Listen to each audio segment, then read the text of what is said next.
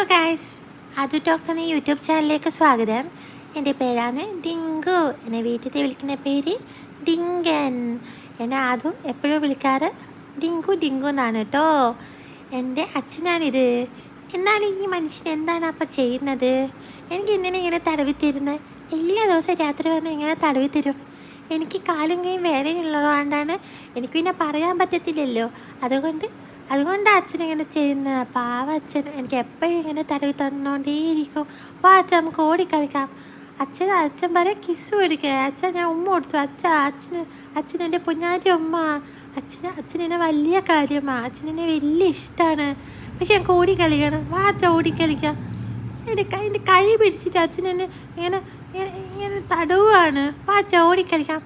ആ ആ ആ അച്ഛ ഇങ്ങോട്ട് അങ്ങോട്ട്. അച്ഛൻ വാ ഓടിക്കളിക്കാം.